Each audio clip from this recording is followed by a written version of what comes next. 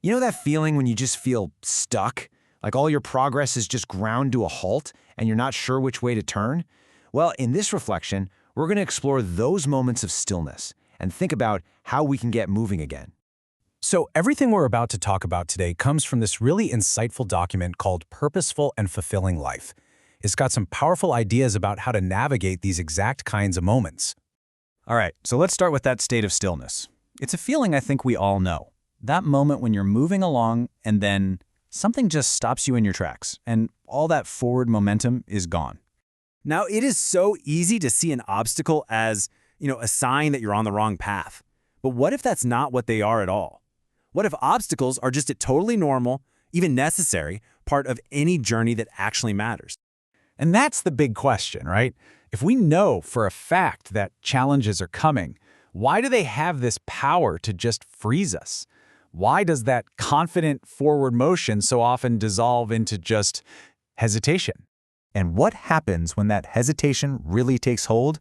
Well, it turns out there's a real price to pay for standing still when you need to act. So let's get into that. The source material puts this perfectly. Ignoring a problem doesn't just make it go away. It actually makes it bigger. It's kind of like a debt you refuse to look at. The interest just keeps piling on, and pretty soon you're facing something way more intimidating than what you started with. And the thing is, it's not just that these problems grow, it's that we often see them coming. The document points out that ignoring those little red flags is one of the biggest mistakes we tend to make.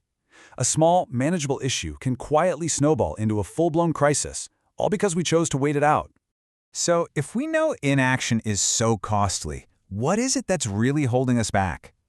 The source suggests that to find the answer, we have to look inward, at these unseen forces that keep our feet planted right where they are.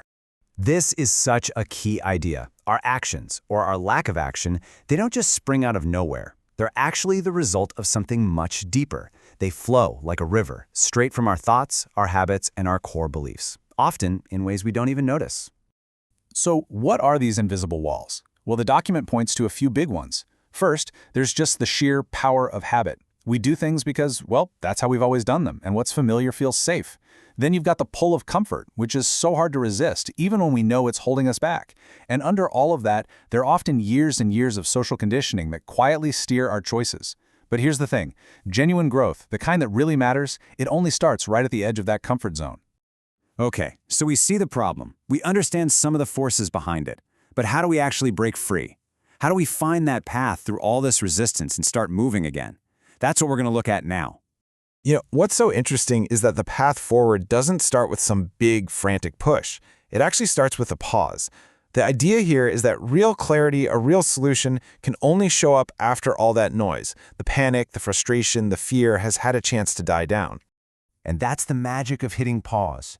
When we're in a rush, when we feel that pressure of urgency, our vision gets super narrow. We can only see what's right in front of us.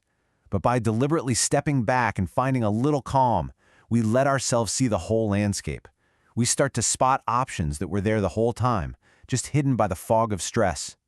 The source then gives us this simple three-step approach. Instead of trying to force an answer, it suggests we just get curious, like really dig in and try to understand the root cause of the problem. And then, just be patient. Trust that if you ask the right questions, thoughtfully, a solution will eventually come to the surface. It's all about inquiry, not desperation.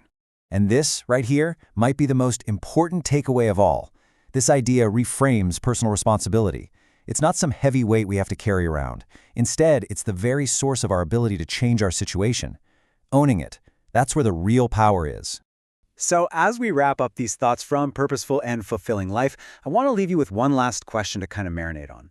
Think about it. What invisible boundary in your own life, a habit, a fear, a comfort zone, might stop being a barrier the very second you finally see it for what it is?